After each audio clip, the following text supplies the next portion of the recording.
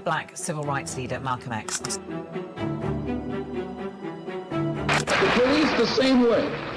They put their club upside your head.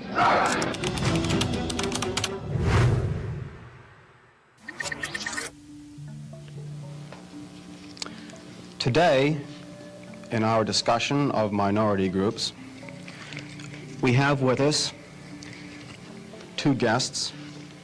One is Minister Malcolm X. Shabazz, one of the top leaders of the Nation of Islam, or the so-called black Muslims.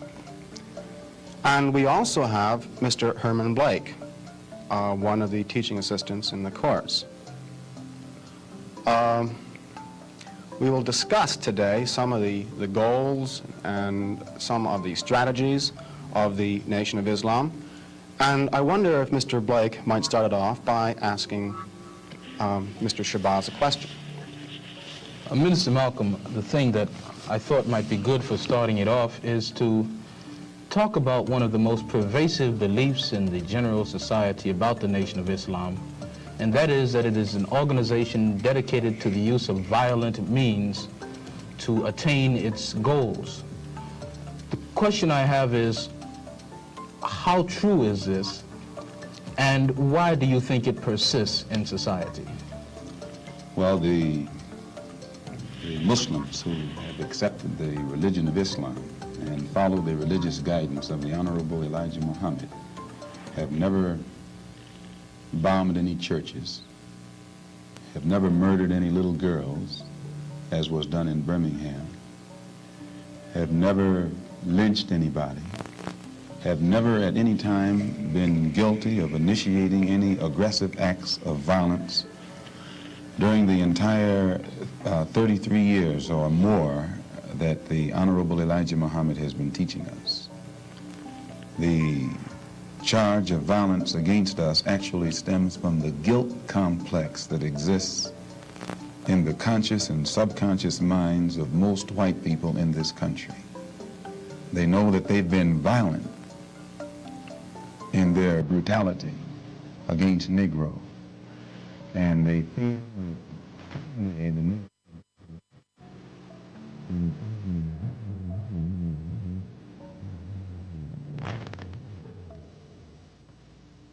we aren't a violent group. We are taught by the Honorable Elijah Muhammad to obey the law, to respect everyone who respects us. We're taught to display courtesy, to be polite. But we're also taught that at any time, anyone in any way inflicts or seeks to inflict violence upon us, we are within our religious rights to retaliate in self-defense to the maximum degree of our ability. We never initiate any violence upon anyone, but if anyone attacks us, we reserve the right to defend ourselves. So to accuse us of being violent is like accusing a man who is being lynched, who is being hung on a tree, simply because he struggles vigorously against his lyncher.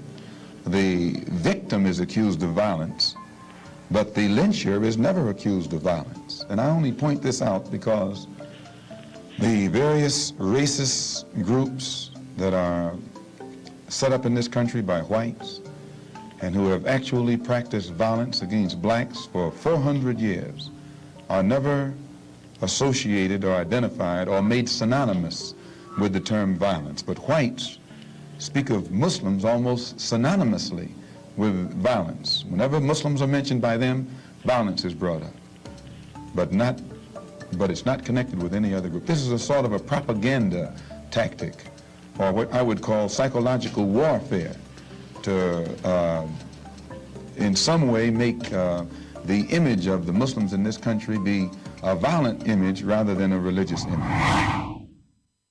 This is an interview of Malcolm X in 1963 in Berkeley. In this interview, Malcolm X spoke the raw truths about America's racial inequalities in a clear and well-spoken manner.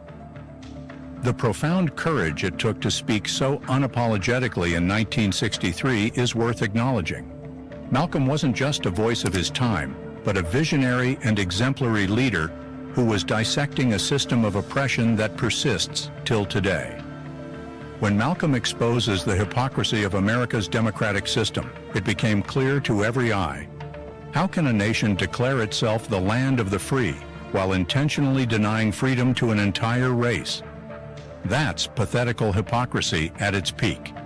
This isn't just about laws or policies, it's an ideology that has eaten deep into their minds and falsely redefined blacks as violent and less than human. From the beginning of the country, the white power structure was built on the backs of black people, which made them vulnerable to exploitation, and were enshrined in every institution. Malcolm fearlessly challenges the deceptive plot of the American dream. For black people, it has always been a nightmare and a cruel illusion that was almost unbearable. White families enjoyed opportunities like government-subsidized housing and education, while black families were redlined, denied loans, and segregated into underfunded schools and environments. This wasn't a coincidental phenomenon, it was a deliberate decision to promote white dominance. Malcolm was expressing the fact that white supremacy was critically eating deep into the fabric of American life. White Americans built an entire system that relied on the exclusion of the blacks. And what's even more infuriating is how this system constantly modifies its approach. Back then, it was Jim Crow. Today, it's gentrification, voter suppression, and mass incarceration. Same system, different approach. Malcolm also talked on a nefarious concern, which is the psychological warfare that is waged against black people. Racism isn't just about physical segregation, but mental domination inclusive. The white system positions black people to internalize inferiority and see themselves as undeserving of freedom like the Americans. This is why Malcolm's message of black pride and self-determination was, and still is, so iconic. He wasn't just fighting for civil rights, but also to restore dignity and identity to a people who have been lost and systematically stripped of both. For a moment, try to imagine the education system in Malcolm's time, and even now. Black children are often taught a history that praises whites' achievements and debunks black contributions to society. They are made to memorize the names of slave owners, but rarely the names of those who resisted the oppression. This intentional act isn't an oversight. Malcolm went over and beyond to critically analyze individual racism that was traced to the system itself. This is a factor many people even today fail to understand. Racism isn't about a few bad apples, it's about the orchard. The system is intrinsically rigged to favor white people at the expense of everyone else. It's the laws, the institutions, and the culture that fosters inequality. From the questions asked, we can see how the interviewer was trying to ask questions that could possibly protect the white interests and portray the black Islam as violence. But Malcolm, being a personality of high intellect, answered him in a clear manner and accurately. He stood solidly to his Islamic beliefs of no integration and unnecessary wat and chaos. Malcolm X did not mince words.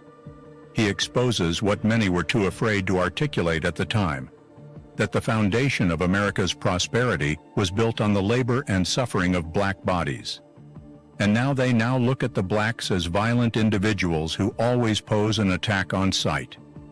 See how the interviewer directed his questions towards Malcolm and was expecting him to answer in a way that would paint blacks as violent, but see how Malcolm strategically delivers his answers. I'd like to ask a question in that regard. What's interesting is that members of the Nation of Islam have not used violence even when black Americans were attacked. How do you account for this? Does this in any way contradict some of the basic premises of your movement? I don't know how you mean. Well, you maintain, for example, that you will not, or that you should not use violence unless you are attacked by the white man. And I think we can note in the last several years, certainly, dozens and dozens and dozens of instances in which Negroes have been attacked, killed in some instances. You mean in these demonstrations? The demonstrations and the bombings, for example, recently in Birmingham where they killed 4 little Negro girls. And what interests me is the fact is that the Nation of Islam has not done anything to retaliate. I think you should be happy. But the important thing is, does your lack of action contradict any of your basic principles? I'll explain it. You should be happy that Muslims who follow the Honorable Elijah Muhammad, number one, don't believe in any form of integration, and believe that every mention of the word integration by whites, whether it be from the mouth of Kennedy on down to the mouth of the lowest, raggediest white liberal in the street who is beatnik-like involving himself in these integration efforts, if we believed in it, we would integrate, and we would fight anybody who got in our way or made any effort whatsoever to stop us from integrating. If we really believed that the law of the land, the Supreme Court, and other so-called judicial bodies were for real when they talked about integration, we would integrate. And knowing that the law was on our side, and any effort we made to demonstrate toward integration, why, we would know the law should be on our side, if it's the law of the land. If it is the law of the land, then the demonstrators are within the law, and the discriminators are against the law. But to show you the hypocrisy of the law, when Negroes demonstrate for integration, instead of arresting the discriminators, the law arrests the demonstrators. So this is a foolish move on the part of Negroes. And when you foolishly get yourself involved with an enemy, then whatever comes upon you, that's your business. As Muslims, we believe that separation is the best way and the only sensible way, not integration. And but on the other hand, when we see our people being brutalized by white bigots, white racists, we think that they are foolish to allow themselves to be beaten and brutalized and do nothing whatsoever to protect themselves. They are foolish. They should have the right to defend themselves against any attack made against them by anyone. If a dog is biting a black man, the black man should kill the dog. Whether the dog is a police dog, a hound dog, or any kind of dog. If a dog is sick on a black man, when that black man is doing nothing but trying to take advantage of what the government says is supposed to be his, then that black man should kill that dog, or any two-legged dog who sicks the dog on it. Should other black men help that particular person who was attacked? I think you'll find, sir, that there will come a time when black people wake up and become intellectually independent enough to think for themselves, as other humans are intellectually independent enough to think for themselves. Then the black man will think like a black man, and he will feel for other black people. And this new thinking and feeling will cause black people to stick together. And then at that point, you'll have a situation where when you attack one black man, you are attacking all black men. And this type of black thinking will cause all black people to stick together. And this type of thinking also will bring an end to the brutality inflicted upon black people by white people. And it is the only thing that will bring an end to it. No federal court, state court, or city court will bring an end to it. It's something that the black man has to bring an end to himself. Minister Malcolm, let me, on the basis of your two remarks, ask a double-pronged question. One, is it then your assertion that the laws with respect to how Negroes are supposed to have equal opportunity and equal rights in this country are not meaningful or believed by whites? And secondly, what is your opinion and attitude toward the civil rights movement in general, and particularly the Reverend Martin Luther King and his philosophy of nonviolent direct action? If the white people really passed meaningful laws, it would not be necessary to pass any more laws.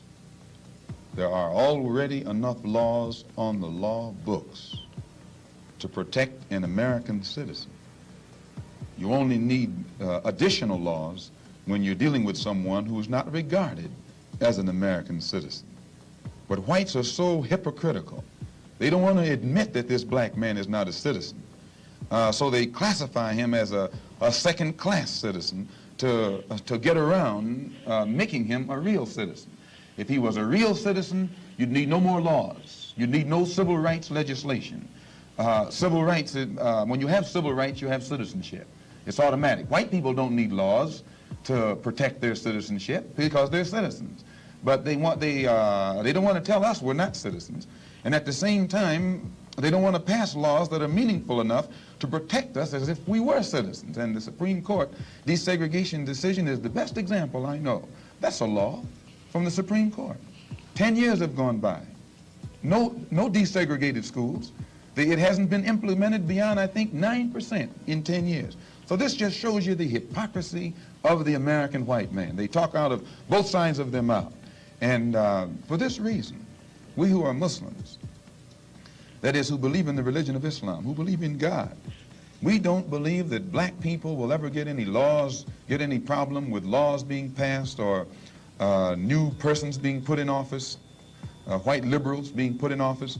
There is nothing that the white man will ever do to bring about true, sincere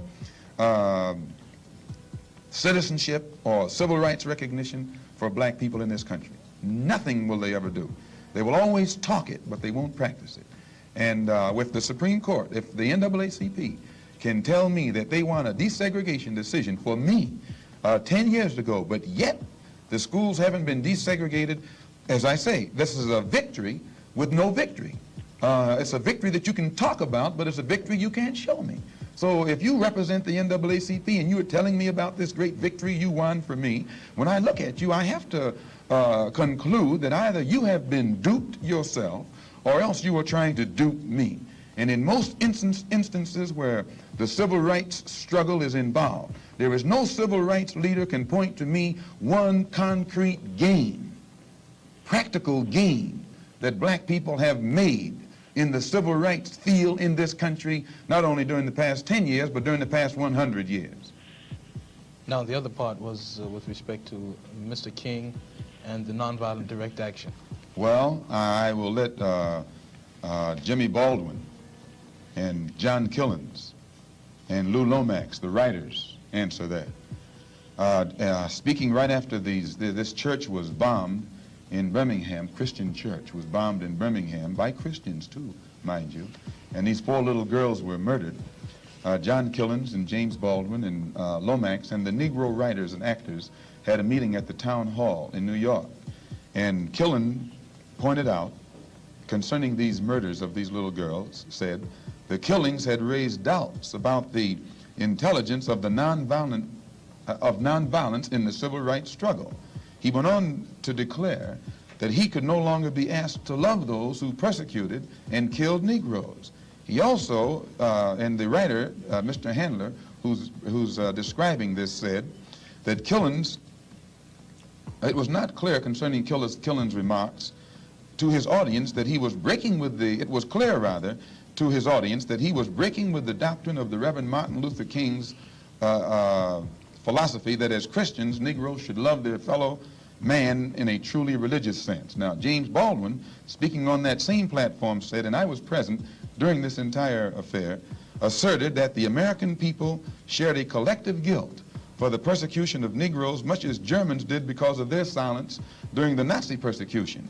He denounced President Kennedy for what he termed Kennedy's lack of passion in the civil rights struggle. Mr. Baldwin said that there could no longer be a Republican Party for the Negro people as long as it listed a Barry Goldwater, nor a Democratic Party for the Negro people with a Senator Eastland on its roster. He asserted that the federal government acted swiftly and energetically, that unless the federal government acted swiftly and energetically, future slaughter would make Birmingham look like a dress rehearsal.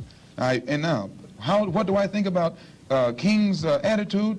King's right-hand man, Wyatt Walker, at King's convention, according to the New York Times on September the 26th, said, quote, we have been duped, meaning these persons involved in the civil rights struggle, of which King is the symbolic leader. His right-hand man says, and I quote, we have been duped or have duped ourselves into believing that the chains have been broken, when in truth we have only been chained more securely. Half freedom has in many instances been worse than no freedom at all. Why, don't ask me what I think about their struggle. I can tell you what they think about their struggle. And they are pointing out that it is becoming more difficult every day for the civil rights leaders to keep the masses of black people nonviolent and long-suffering and patient, and keep them from becoming disenchanted. I hope that answers your question. Well, now there's a new party which has started on the East Coast called the Freedom Now Party, an all-black organization. Would you comment upon this and also upon the possibility that the Nation of Islam might begin to turn some of its attention to the political arena in view of the fact that it is in the political arena that Negroes have not been able to in any way get justice, as has been pointed out in your previous statement? I'm not familiar with the Freedom Now Party. I'm not too familiar with politics, period, only that in the sense that white politicians have usually been very hypocritical where the so-called Negroes are concerned. So I'm a bit disenchanted with politicians and politics. The Honorable Elijah Muhammad is a religious man, and his teaching is religious and his solutions are religious. The Freedom Now Party, from what I understand, is headed by a lawyer named Conrad Lynn. I know him. He probably means well. Before passing an opinion on what it is he's trying to do, I would like to analyze it and see who's subsidizing him, see who his friends are, especially who his white friends are. And after a careful analysis, if I could conclude that there was no white support, I would be inclined to have confidence in it. But if I saw him leaning too heavily upon his white liberal friends for support, then I'd be suspicious of that too. The Muslims, in my opinion, represent an all-black party. And the Honorable Elijah Muhammad pointed out at before 10,000 in Philadelphia on September the 29th at a rally that we were having, that in 1964 the black people should band together and do something about selecting and electing representatives, black representatives, politically, who have the rights and the best interests of the black people at heart, and that we should also unite together and sweep out of office all of the black political puppets who are used by the white power structure to continue white supremacy in our communities. In that regard, would you include Congressman Dawson, for example, from Chicago, and some of the people who represent him on the Chicago City Council? In which regard? In the area of acting as a puppet. I don't know what Mr. Muhammad's opinion is of Congressman Dawson. They both live right there in the city of Chicago together. I don't know what his opinion is of Congressman Dawson. I'm suspicious of any Negro, be he politician, be he clergyman, or civic leader who is constantly patted on the back by whites. I have a tendency to lead toward the Negro politician who is constantly condemned by the white power structure. This is my thought pattern. I'm giving you an insight of it. You, though, mentioned Mr. Lynn and saying you'd like to know who his white friends are.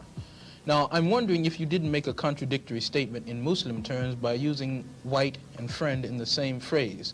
That is I to say, use friend in quotes. I see. In other words, if a black man cannot have a white man as a friend. He may have a white man who's friendly, but being friendly and being a friend, I think, are two different things. I think there are many whites who act friendly toward Negroes. A fox acts friendly toward the lamb. And usually the fox is the one who ends up with the lamb chop on his plate. The wolf doesn't act friendly, and therefore the wolf has more difficulty in getting the lamb chop in his plate.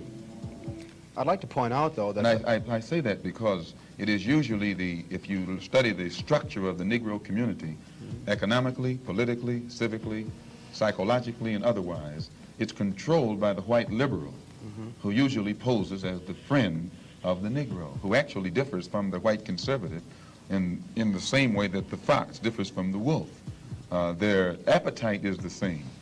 Their motives are the same. It's only their mannerisms and methods that differ. We see this today in the way black culture is celebrated, but black lives are undervalued. White America is happy to consume our music, our fashion, and our slang while ignoring the systemic issues plaguing our communities. This isn't inclusion, it's exploitation. Malcolm X's illustration of the fox and the wolf is one of his most accurately expressed critiques of both the white power structure and the role some black individuals play within it. This powerful metaphor, the wolf is symbolic of the overt racist, someone whose intentions are clear, whose racial hostility is not hidden. The fox, on the other hand, is sly and cunning. It pretends to be a friend while plotting to exploit and manipulate. Malcolm wasn't just describing white liberals as the fox, but was also highlighting the consequences of black individuals who willingly give themselves as puppets to be used for this racial and discriminative system. These individuals may pretend to speak for the community, but their true intent and allegiance is aligned to the whites' oppression against the blacks and other, to maintain the status quo. Malcolm's critique of black puppets is painfully relevant and relatable. He warns against those who are put in the upper chamber and positions of visibility not to lead or uplift the black community, but to bring peace to it. These categories of persons usually act as intermediaries in keeping the oppressed in line while giving the illusion of representing them. For a moment, think about the so-called representative leaders who are always in a haste to denounce protests, but keep mute about systemic injustice and prejudice that make their people suffer. Or those who accept certain positions of power and fail to use their position to challenge inequality and bring liberation to their people. These categories of persons are the foxes Malcolm described, wolves in sheep's clothing who perpetuate the very system they claim to oppose. This is a heartless act of inhumanity. It's as though these people had their heart fixed at their back. Malcolm studied and understood that the white system strategically selects and elevates certain black individuals to create division and confusion. These individuals are often rewarded or bribed with wealth, fame, or status, as long as they keep rolling the ball in their direction and meet the expectations of their white benefactors.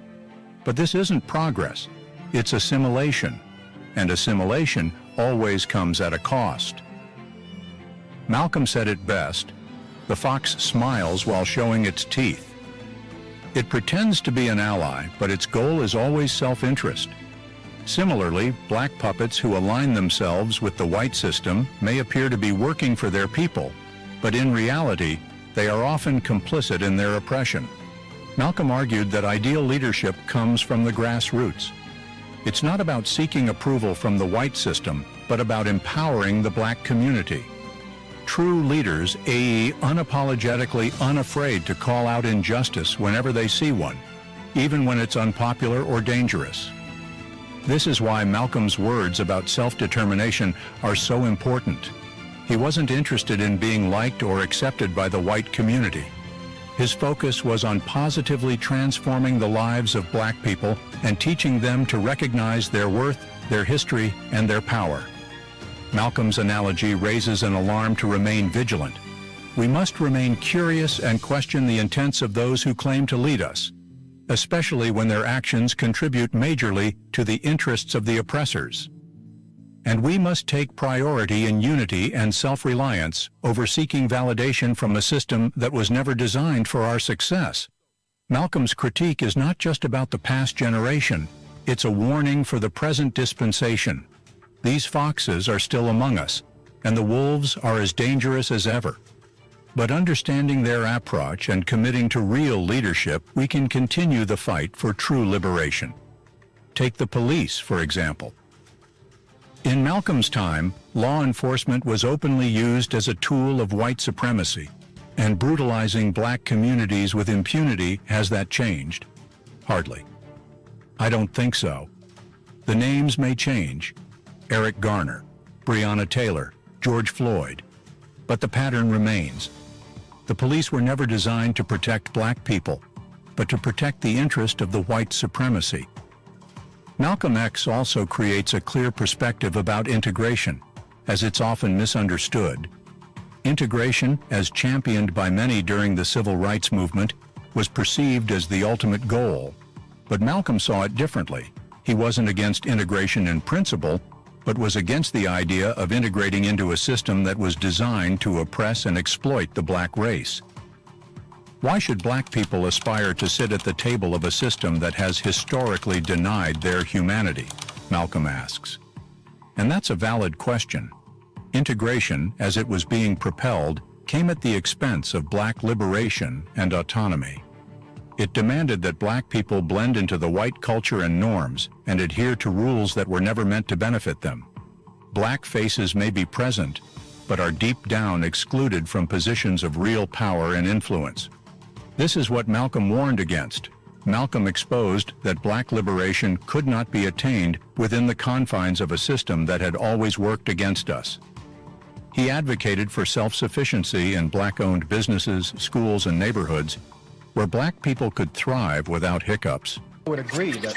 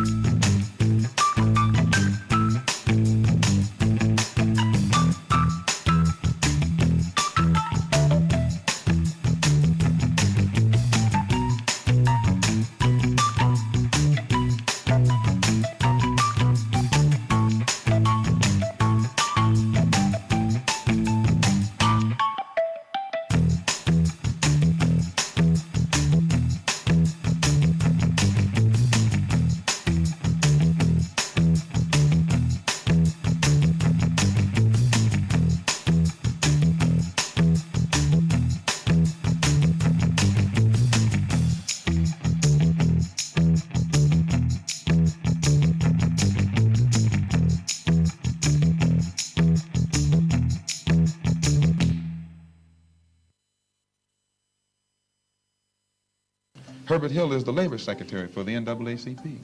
And if he was interested in black people, he would prepare a black man with the type of knowledge and understanding of the labor troubles involving black people that would enable a black man to sit in the same position as Secretary of Labor or Labor Secretary in the NAACP. I'm suspicious of whites who join Negroes and always have to be in the lead, who always have to be the head, who always have to be at the top in Negro organizations.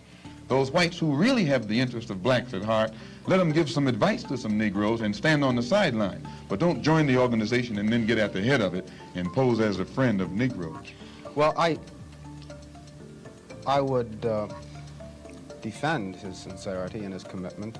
And more than that, I would say that just because a person is a Negro or a black American does not mean that he's going to struggle for Negro rights or for jobs for Negroes or anything else. I think that today you could point to a large number of Negro leaders who have consistently betrayed Negroes in a whole host of areas. They aren't really Negro leaders. These are puppets that have been put in front of the Negro community by white liberals. These are parrots that have been put in front of the Negro community by white liberals. You can't name me a Negro leader who has been betrayed Negroes, who has not been endorsed, sanctioned, subsidized, and supported by the white liberals. Minister Malcolm, I'd like to... Well, I could cite one example would be Congressman Dawson, for example, in Chicago. And in Chicago, a large number of liberals located in the Hyde Park district have consistently fought Dawson and his betrayals of the Negro, and they've also fought some of the people who represent Dawson on the Chicago City Council. The only Negro I know who is constantly fought, only Negro politician that I know who is constantly fought by white liberals is Adam Clayton Powell. And they call him a racist because he speaks so bluntly on the race issue. But I'm not, as I said, not too familiar with Dawson and his work. Let me return to the Nation of Islam per se, Minister, by raising a question which struck me as a result of reading some of Baldwin's work, namely The Fire Next Time. Baldwin pointed out that in Harlem for many years he had passed the street corners and the soapboxes and heard people speaking from these platforms who were known as black nationalists, and nobody was listening. And he said all of a sudden he realized that people were beginning to listen to the Muslim speakers on the street corners in Harlem. The message essentially was the same, but it was that now many people were listening to what this message was. And you pointed out that the Nation of Islam has been in the picture for about 33 years. What is it, in your judgment, that has caused this tremendous amount of support that the Nation of Islam has garnered in the Negro community in, say, the last 10 years? When you put a seed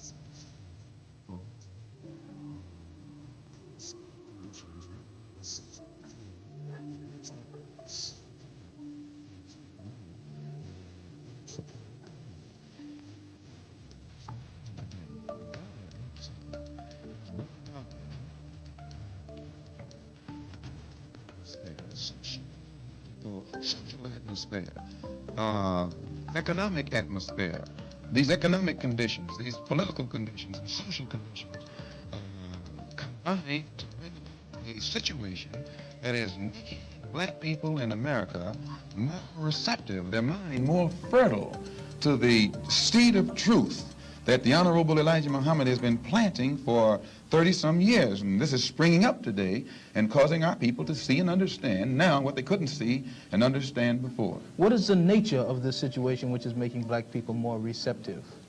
Well, you take in the past, say, 15 years, how the nations have emerged, dark nations have emerged in Africa.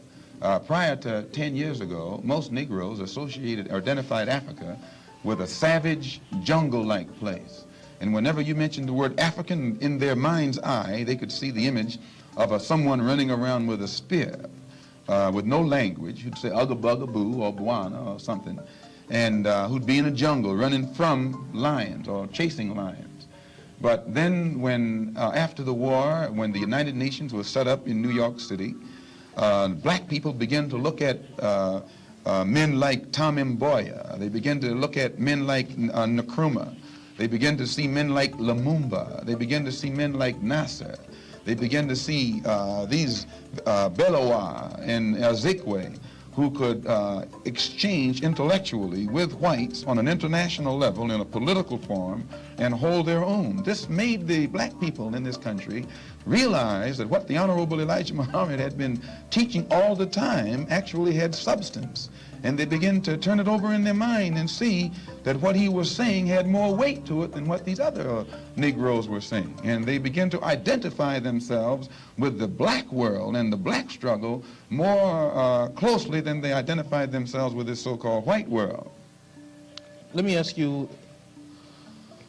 a question with respect to a statement which Essien Udom quotes as being on a bulletin board in the University of Islam in Chicago by the Honorable Elijah Muhammad. According to Essien, Mr. Muhammad states, "Up, you mighty race. You can accomplish what you willed. Build your future on these foundations: freedom, justice, and equality." What is the definition of freedom, justice, and equality for the black man, and where and when is it to be attained? Well, take equality first. The Honorable Elijah Muhammad doesn't teach us to associate equality with whites. Equality has nothing to do with whites. We don't want to be equal with the white man. He's not the criteria or yardstick by which equality is measured. He's not in a position to tell us we are equal. It's not his right. It's not his to do. Equality, we want equality. We had equality before the white man was created. We had equality before the white man came into existence. And we want equality whether the white man is on this earth or not. Equality means the opportunity to develop all of our dormant potential, all of our dormant capability. And in developing this dormant capability, the right and the ability to stand on this earth on some land of our own and bring about a civilization and a society in which we will be completely independent, complete freedom to take care of the needs, to take care of the wants and the likes and the dislikes of our people, to establish our own nation, our own society, our own heaven, our own future. This is what we mean by freedom, by equality, and justice means as you sow, so shall you reap. If you do wrong, you'll get wrong in return. And if you do right, you'll get right in return. When you're in your own nation, in your own land, you're in a position to get justice. But when you're in another man's country, in another man's land, under another man's flag, and under another man's government, and under another man's court system, you have to look to that other man for justice, and you'll never get it. And Negroes in this country probably are authorities on that. Yeah. To what extent does this formulation approach that expounded by Zionists? They, for example, many Zionists maintain they could never expect justice in the Tsarist courts and the courts found in other countries in Eastern Europe and so on. And they decided that it would be wise to establish a separate state in Israel. And all of the world powers got together, the white world powers, I should say, got together and helped all of these white Jews to establish a separate state in the heart of a dark-skinned people's territory. And if white people can get together and let other whites, help other whites to establish an independent nation right in the midst of dark-skinned people, and then we don't see where white people should be so much against the Honorable Elijah Muhammad's solution, not of setting up an independent dark nation in white people's property, but he's asking the opportunity to set up an independent nation on our own continent. Let us leave America and go back home among our own people on our own land and set up our own independent society. But all he says is that this government, which made us slaves, should supply the transportation for us to get back home and give us all of the machinery and the tools necessary for us to till the soil and establish our own agricultural system to feed and clothe our people, our own economy, and in some way become an independent people among our own people on our own continent. This is intelligent, and Zionists should never criticize us. You say then that the United States is not the black man's country. Definitely American not. laws No, are no. not black man's laws. No. American laws are not the black man's laws. Well, the laws here in America were made by white people for the benefit of white people. The Constitution was written by whites for the benefit of whites. It was never written for the benefit of blacks. And when you read the Constitution, I think in Article 1, Section 2, or Section 1, Article 1, one of the two, and it's in the Constitution, it says that it classifies black people as 3/5 of a man. 3/5 of a man, subhuman, less than a human being. It relegates us to the level of cattle, hogs, chickens, cows, a commodity that could be bought and sold at the will of the master. No, it was written by whites for the benefit of whites and to the detriment of blacks. And when a black man stands up talking about his constitutional rights, he's out of his mind. Now, Minister Malcolm, in our textbook, which the students have read, supposedly, there is a statement, which is a quotation from Essien and essentially that from Lincoln, to the effect that the Nation of Islam does not have a great deal of support in the Negro community in this country by and large. And a recent national poll of American Negroes found that leaders and rank and file, according to their statistics, supported the Reverend Martin Luther King somewhere over 90%, whereas the support and favorable rating that they gave Minister Muhammad was less than 20%, and somewhere around 45% of them gave an unfavorable rating to Mr. Muhammad. What would your response be in terms of Baldwin's statement that this is a growing thing and the kinds of evidence that we have that there isn't much to it? Well, that statement I just made concerning the Constitution is Article 1, Section 2 in the Constitution, where it classifies us as chattel. Baldwin did point out that Mr. Muhammad has the only grassroots support and is the only one whose whole following operates or functions on a mass vehicle.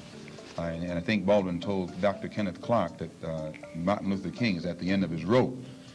Now, concerning the poll taken by Newsweek magazine, I think you said that this was the leaders who said that, who went with King and against Mr. Muhammad around 90%.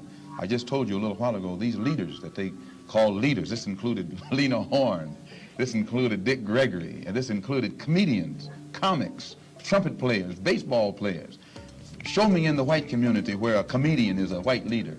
Show me in the white community where a singer is a white leader, or a dancer or a trumpet player is a white leader.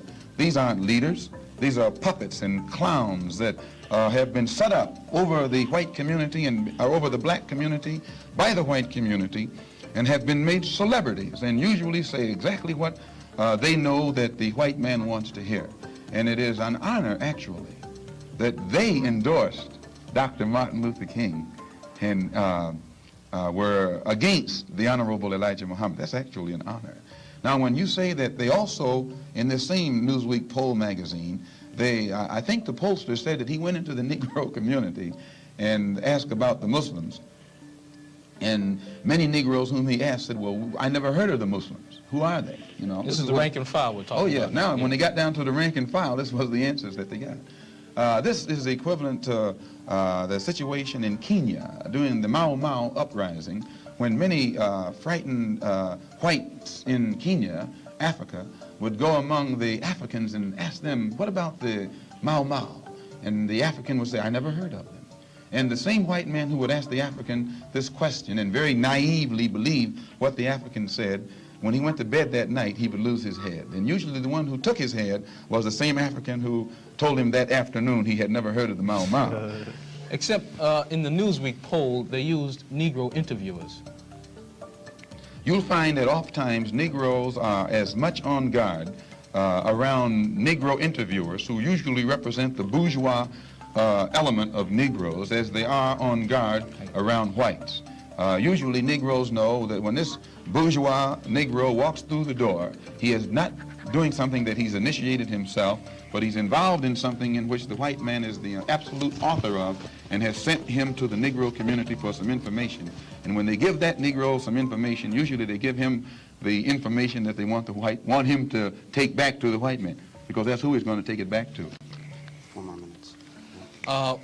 Our time is just about up, Minister Malcolm, and perhaps you could summarize and conclude by giving us, in your opinion or in the opinion of Mr. Elijah Muhammad, what would be the ideal solution to the racial problem in the United States today? Well, on Thursday, October 3rd, the New York Tribune, in an editorial, pointed out in Boston, in an article called The Civil Rights Iceberg, they pointed out how Kennedy had realized that beneath the water, the civil rights whole problem was political suicide. Because in his own hometown, the head of the Board of Education, a woman named Mrs. Hicks, was running against the NAACP philosophy, and she swept aside all other opposition. The whole white community supported her, in opposition to the NAACP's desire for integrated schools, integrated housing, and otherwise. So I say that to say this, that even the Jewish community, which is supposed to be pro-liberal, went against the NAACP. Whites are against integration in practice, but they're for it in principle. So the only solution is separation. And the Honorable Elijah Muhammad says that this can be brought about simply by letting our people be exposed about ourselves, about the white man, about our history and our condition in And once we are exposed to the complete truth about things as they actually exist in this country, the masses of black people will choose complete separation from this entire system, political system, economic system, social system, and whatever other aspect or description or adjective you want to attach to it. Go back home to our own people, live among our own kind, and solve our own problems ourselves. And if the white man doesn't want us to go back to our own people and live in our own country, then since we can't get along together in peace on this country with white people, let us separate part of this continent, migrate to that separate. Let the government give us everything we need to establish our own independent economic system and society. Thereby we'll be able to solve our own problems ourselves and prove that we are human beings and a part of the human family and can do for ourselves what other humans have done for themselves. And then we'll be able to stop blaming the white man for what he has done and stop begging the white man to solve our problems. We'll be able to solve our problems ourselves. Thank you very much. That's it.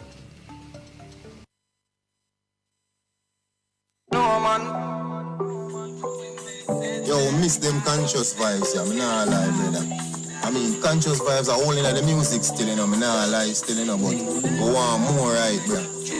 Every day we are hear the same kind of music, the same kind of beat and everything, brother. I want something different, something more conscious, you see me I say? Right now, me I pray and me I say, like, who you feel like I do the most and I get the less? Yeah, come to brother, no overthink, brother. Bubble. Straight. No man pause. So no give me my flowers. I deserve every pollen, every bloom, every blossom I put in me hours. Fight the fight when nothing not gone. When enough of them run left it and gone. The whole I wanna know a man's story. So just give me my glory. Man wallet through the thick and the thin, through the tears and the grin, through the ooze and the wind. Man wallet through the sun and the rain, through the joy and the pain, wallet through everything. No could I do what me see no do to. But music is something I'm true to. So make sure I say whatever you do.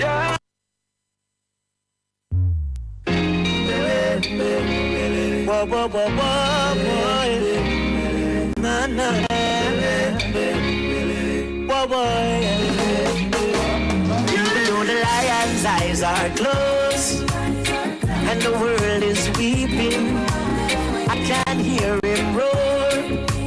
I still hear you roaring. I know my brother, you're gone. We feel I'm hurting inside. Grateful for the times with I and I.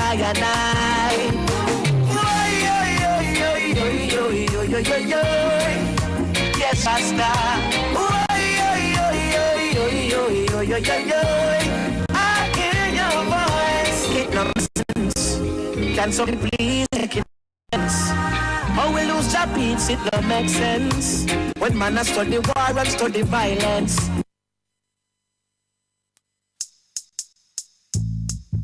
Right now, you've taken me over. Baby, you've stolen the best of me. Ooh, it's real. You're helping me prosper from this obsession, sweet woman. I don't want to be free.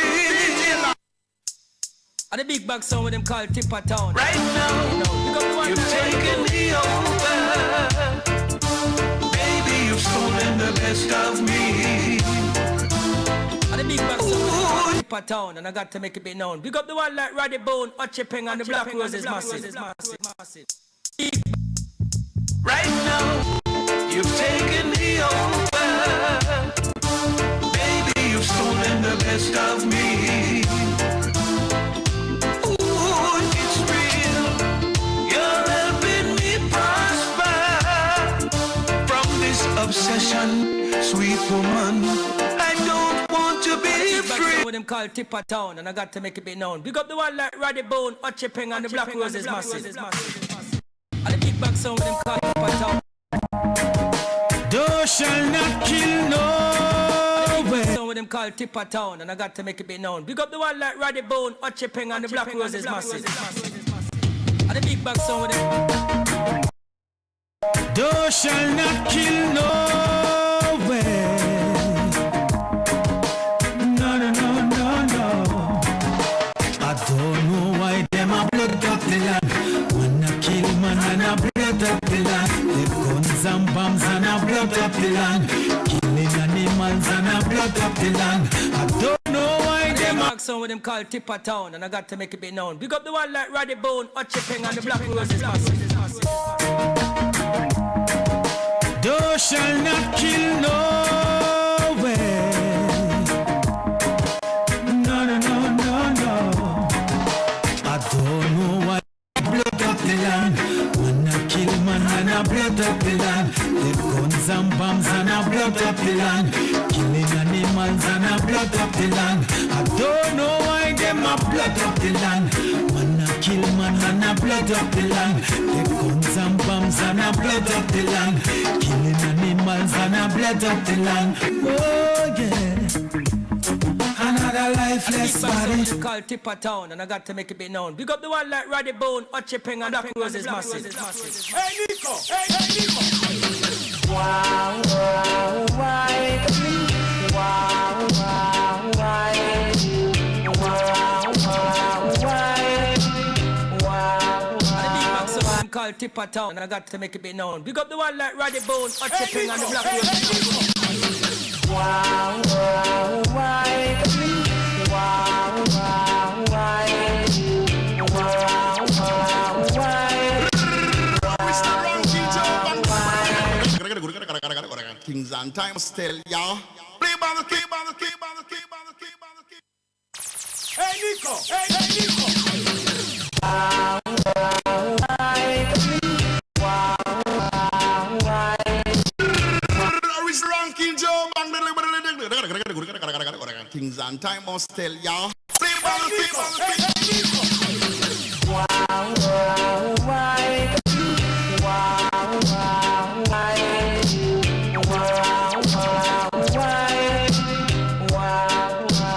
why? Looking through my history, I can recall the days of slavery. I treat our ancestors, they treat them so bad. They let them with the plantation, even plow the earth. They work them and work them. They work them to death. Now they wanna come pay the same tricks on us. No, you ain't gonna pay the same tricks on us. No, I'm not wicked. Back way to a vampire. Back way, slave driver. Back way to a vampire. Wow, wow, why? Wow, wow, why? Wow, wow, why? Wow, wow, why? I feel like why? I feel like why? Whoa, in the days when the sun did a blaze, little children them suffer and not the grave.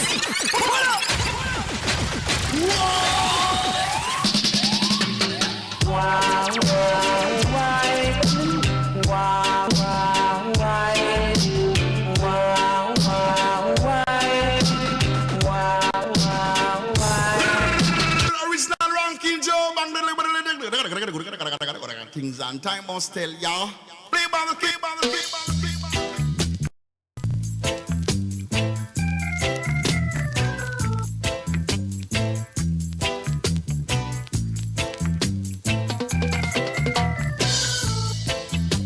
Yes, greetings, we there with you, and we're gone, left you.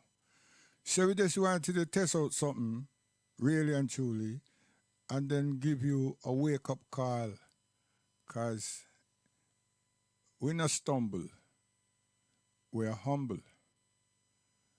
And we will continue and continue, because we have a reason, we have a purpose, and we have family. And we're not going to forsake our family and throw them in the toilet and go on like say we make prosperity and everything. Even though they have taught us and encourage us and motivate us to learn so we can be independent in our faculties, you know. But our freedom was what it was all for, our freedom. And to be able to repatriate, liberate ourselves,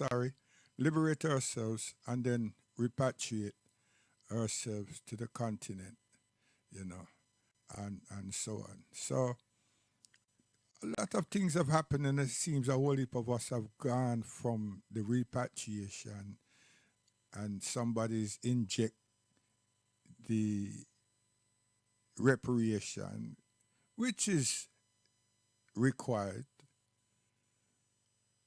But within 50-something years, a great percentage of volume of us through the Caribbean and the diasporas would have been in Africa.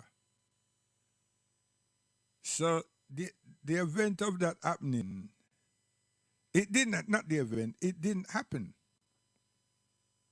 And then we had the Liberia situation with America and everything. A lot of, you know, it did happen, but it was half-hearted. And then we had a Rufus working against Garvey and other people who saw this to be fruitful, but yet still they wanted to be like the front runners because they were well educated. They see themselves as the American white people see them as middle class blacks and everything. So there was a division, mental division, intellectual division, and everything. And Marcus Garvey was scrutinized by a lot of people in America. People who had academical accomplishments and everything else, and they did not treat him with utmost respect and dignity that he deserved. All of us deserve it, because we're all in the same boat. But Liberia did not work the way it's should have worked. Sierra Leone and Senegal are not lost out, you know what I mean? And just to show that we were self-determined, there are people there, and we are there in Ghana too, you know, and we have made inways to Gambia, and we also made ways to Ethiopia, Abyssinia, you know, and all of these ways that is being made, we've done that ourselves through Rasta thought of repatriation. This never come from one of those middle class, no. At the Rasta camps.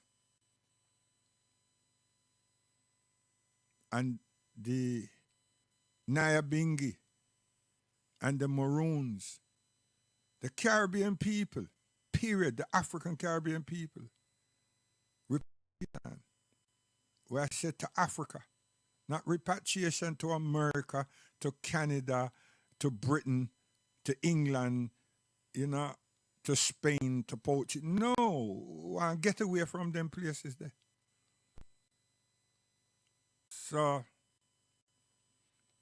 this is what this show, this little bit mean to me. And I'm still trying to make our own people understand that what has taken place in Palestine has a lot to do with us. And we should be very supportive, and we should be mindful as to what is taking place. And you've just heard from the 60s, Malcolm, the Nation of Islam, Elijah Muhammad, and everyone else recognizing those people as Zionists, recognizing and realizing what the plot and the plan was. And it wasn't like Elijah Muhammad is saying, if you did that for them, do this for us. No. They witnessed those same people jump on to King, latch on to Martin Luther King, and got themselves established why is King never got us established? Because King will work for civil rights. These people are working for human rights. But they jump on to King and then became advisors to King. You all need to look at that. These same Cossacks and Ashkenazis, that's what happened over there. That's what happened over there. Do you understand? So any Johnny come lately that waits for Google to inform you of something, and you're not dealing with your grandparents and other elders in America, you're wrong, and you're guilty of running up your mouths without looking at information, which is education. And to cuss somebody without reasoning with the person, that shows again how ignorant you all are, many of you, especially the ones that comes on the internet. What a place to disrespect us. You come on the internet and you cuss one another and call one another by the N-word and so forth. And it meant to be okay with you all. And then you're coming from an educational background, running a school, and then saying that you're that you're Pan-African, you're presenting a Pan-African image. That's it. Nothing there is Pan-African. The flag, yeah, that's waving in the background on the what system do you all use again? that use that you have, you know what I mean? Something stream, right? That image is the only Pan-African image there. Decency is African. Pan-African is clarity of reasoning. It's being intellectually helpful. It is called African self-love. And it has a pride and dignity within it. And a person is learned to contextualize themselves because you want to give people informed advice and information. And one has to be respectful within ourselves because what we want is ourselves. We don't want to be on this punks and pride thing that I am this, and then I'm supposed to assault you.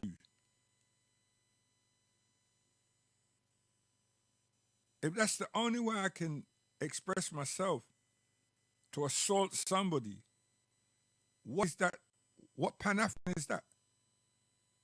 Where's the morals? Where's the culture? Where's the values? There's nothing there.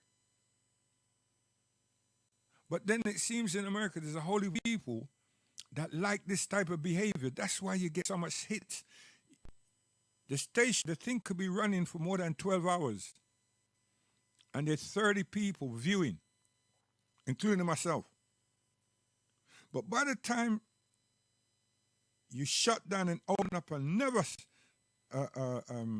series, that one that only had 30 people viewing live is now sometimes 2.8K.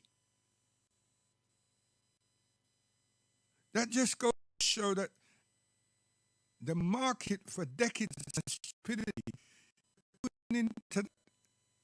Because if you weren't, you would have changed by now. So a whole day, you do 36 hours.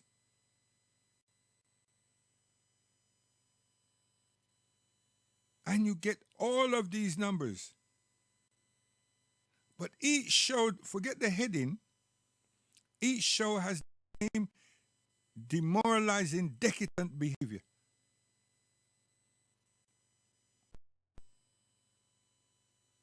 And we have to do something about this because you're creating an image that Africans are like that. Africans don't behave like that. Africans in the diaspora do. But you say you're a Pan-African. And then you all have a school character is the key here. Cultural values is the key here. Common courtesy is the key here. What? Your school don't know them something? Get the dictionary, man. Opening up the dictionary.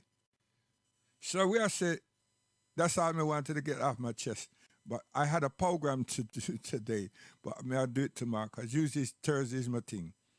But I wanted to flash some tune them that the man them they work with and everything. And I have to go back and play my rubber dub. Not me, principal. You understand? The real selector. You understand? So we are say, when name, I tell you name because this is the American tune, you know, and we do it over. Ernest Wilson, yeah man, I know myself. So we are say guidance, man. You know what I mean? The man they put Q butter station and everything. Fix up with yourself and fly right, man. Because when I go soon crash, you know. If you don't believe you me, I don't want nothing bad for no. But when you don't change up, I sit and evaluate yourself, I'm not going to crash. I'm not going to crash, man. Right? And maybe you work for the other people then. You understand? But if the little pittance that you get, right, which is a lot, because you have 2 stations, right, and everything, and you get big numbers on both of them. You understand? And you have consistency. But if you are a Pan-African and you're going so, you're going to crash. Because our brothers and sisters on the continent, they used to be listening regular. They're not now. Trust me. Wallace.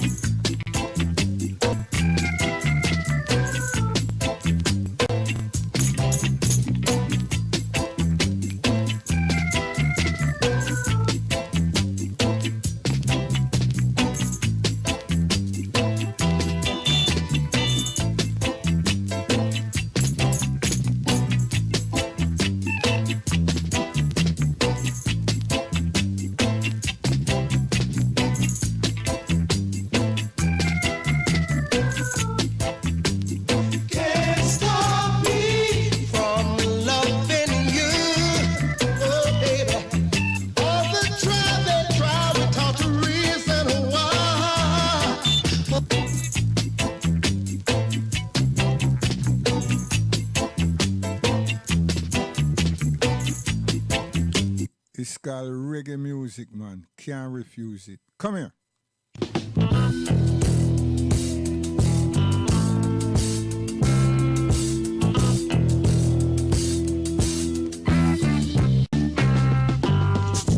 Things are mash up in this here society. You can't get no work. Oh, what a calamity. You have to watch where you do. Or the peace of go swarm on you. Watch yourself, my brethren. Judge your children can't live in sin. Slavery, oh slavery. Slavery, oh slavery. You walk down the street, you go buy a tin of beef. For you know can beef and rice. Judge a picnic, you know nice. You go buck up in a curfew, big long gonna point for you. You better watch how you talk, for the trigger might go off. Slavery, oh slavery. Slavery, oh slavery. Yeah.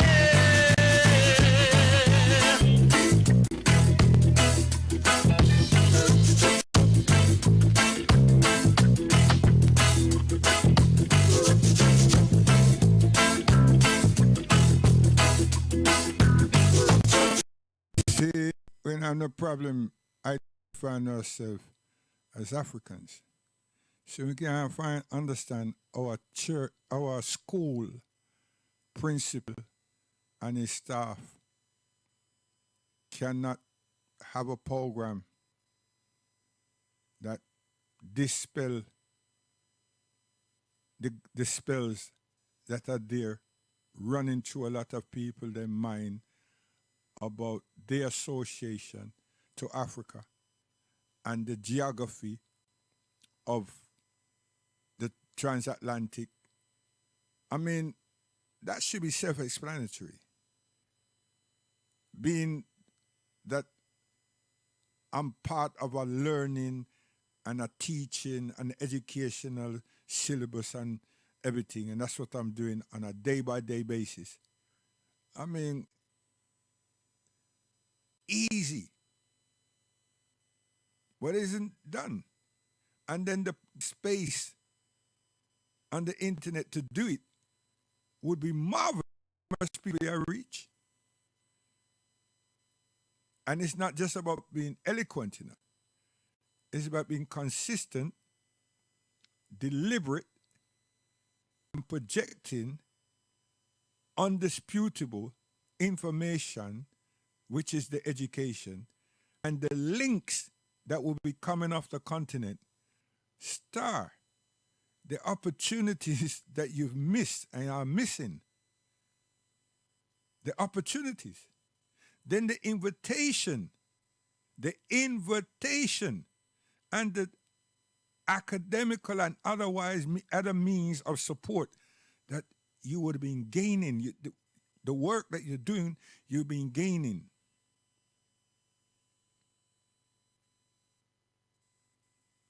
You've not, I don't know which orbit you're working with, all of you, seriously. Huh? I don't know which orbit. But if there's someone you're following that gives you these promises, it's a comfort to a fool. They're making you a fool.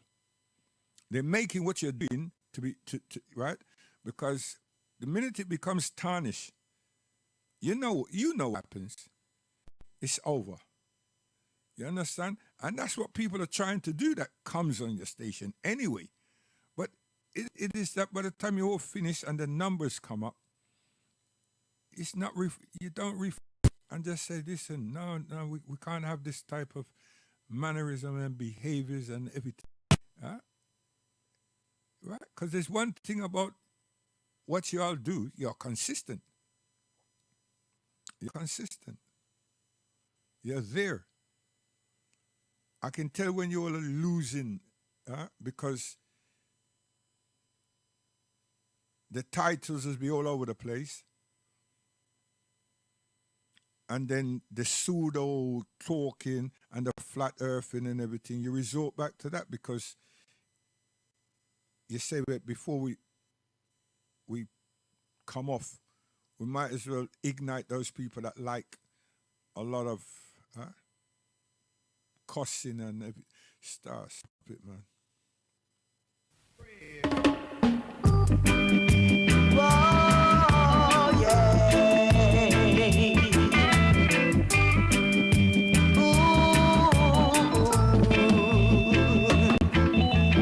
I'm going, and I'm going. I'm going, and I'm going.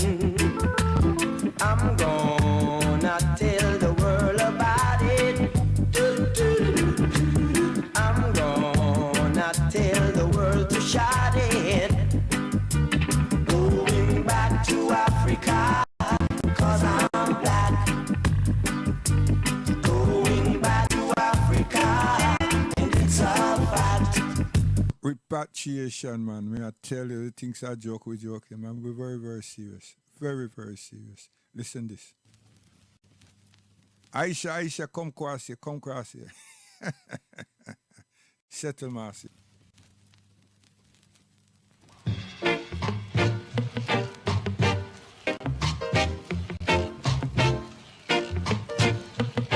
Listen good, you know. They are trying to keep me down. Oh Lord, oh Lord. They are trying to keep me down. Oh Lord, oh Lord. They cannot keep a good man down. They cannot keep a good man down. Don't care how they try. They cannot overthrow me. One love, one heart. Let's get together and we feel alright. Say it. One love, one heart. Let's get together and we feel alright. The good Lord is speaking. The good Lord is speaking. I said the good Lord is speaking. He's not sleeping. No, no, no, no, no, no.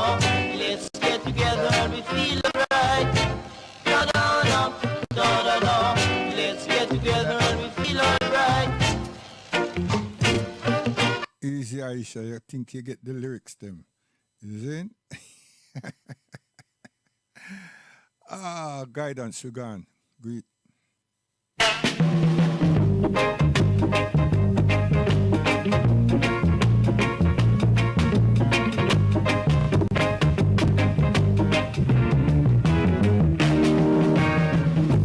Now I know the kind of girl you are.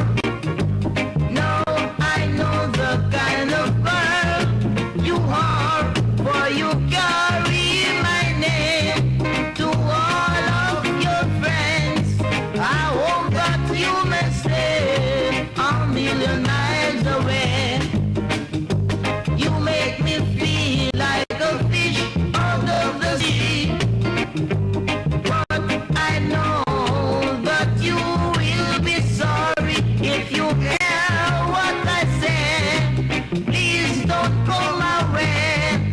I hope that you may stay a million miles away.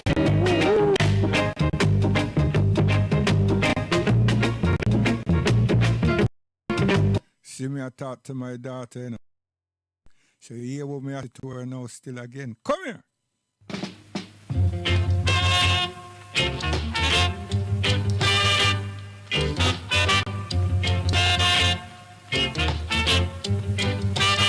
Listen. Everyone got to be there.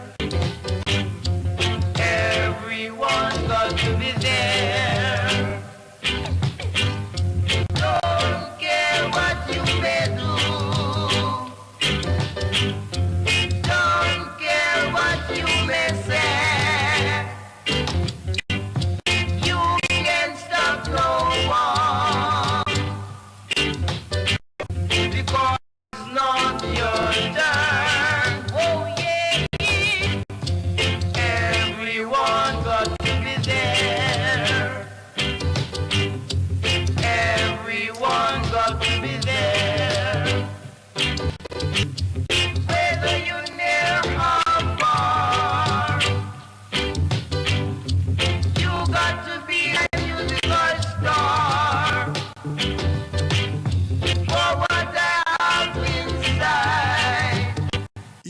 Buddha, you not show up back.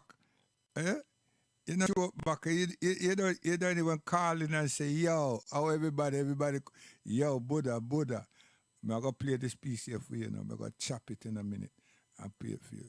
Buddha, you've been well missed, man, may I tell you. Hey, Nico! The time before people strong on the rise. No more tears, no more lies. Listen, Buddha, listen. No more lies. Slave driver, me say let me be. But tired of the chains, no one be free. Day and night, no one, me never rest. My heart is beating on. Special request to the Rasta Buddha. Yeah? Buddha, special request for you, man. I tell you, man. Listen good and listen carefully.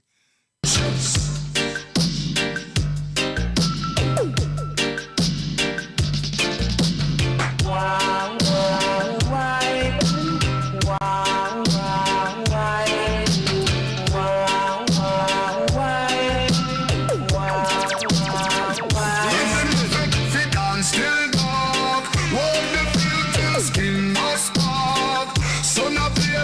we can't stop. Sweater on me won't drop. Them said we got the king and go. Then in the back, but we move slow. No time for resting at this flow. We make them money, we make the both flow. Check on we and but still free. Sing that song for liberty. Harvest confident on me. Roots of struggle, you can't see. Me and the drum beating on the soul.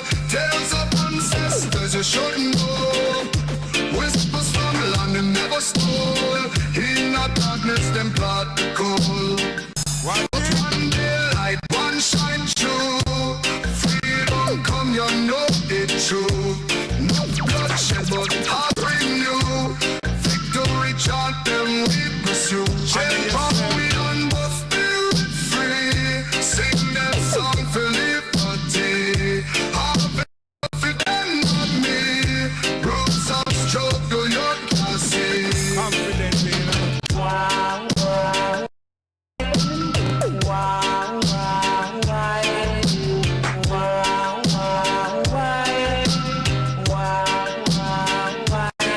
One the light, one shine through. Freedom come, you know it true. No bloodshed, but heart renew. Victory chant them we pursue. Change how we and but still free. Sing that song for liberty. Harvest confident on me. Roots of struggle you can see.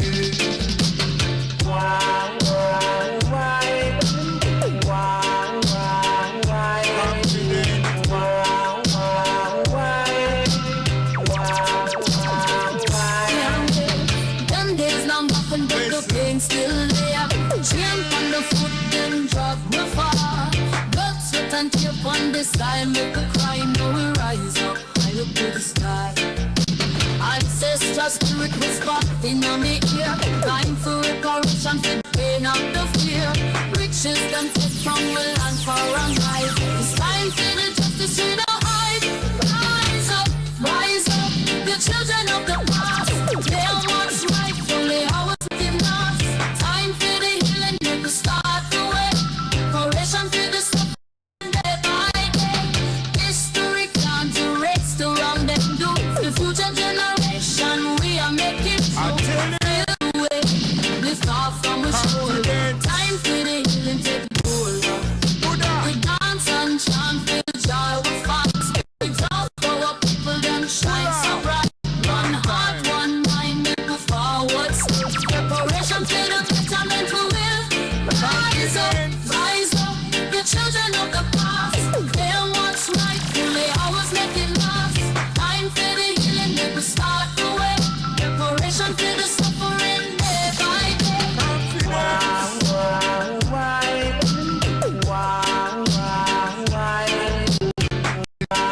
See, and that may I say to you, man. Be confident. See, But the people them need you still, you know. They didn't know anything. Them need you, man. They miss you bad, bad, bad. In the school. The youth them too, you know. Because it's all about the learning, you know what I mean? And everything. But I hope say go home, get some cool breeze, fresh everything, you know? Yeah. Recharge completely. You know what I mean? From the bottom of your foot to the top of your head and everything. Man, everything nice, man. You know your company and we tell you who you are. Just show up back, man. And even if you don't show up back, call in star. Cause I want to know so that you are seriously. Because I miss your voice. I miss your voice. I miss your long quotations them and everything. You know what I mean? Cause you know, the empty space, one realize the contributions, you know what I mean? And until the water, the well run dry, you don't realize the value of water. You understand? Because when the well run dry, you're thirsty, you know, and the water, you know, you know what I say, valuable now. So by the time things work out again, you just make it a habit on a daily basis to take care of that well, right? Not just for the I self, you know what I mean, for people, right? Because once you take care of it, other people are going to follow you, and they're going to take care of it also, you know what I mean? So, cause when we are thirsty, them thirsty too, you see? But I miss it more, you understand? Because I wasn't doing it. I just eat off other people's plate, everything, you see?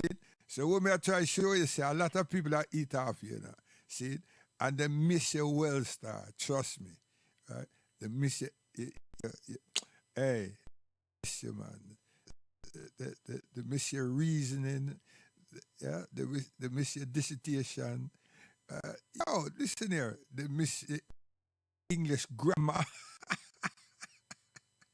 Yes, Buddha, man, seriously. So I hope that is good health and everything. Just text, man, and you know what I mean.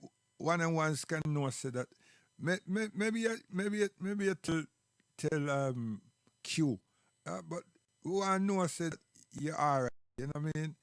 But if you're still in the region, go can teach the youth them, man.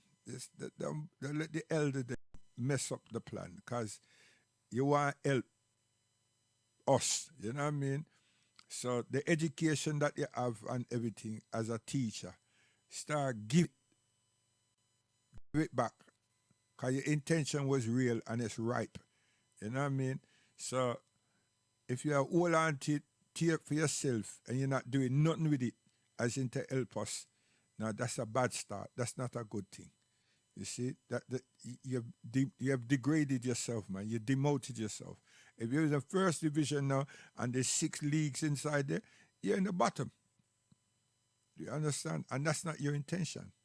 It wasn't your intention. If that's what's happened because you feel away, you know what I mean? I can understand, but not for you just to stop helping us. No, you have to help us.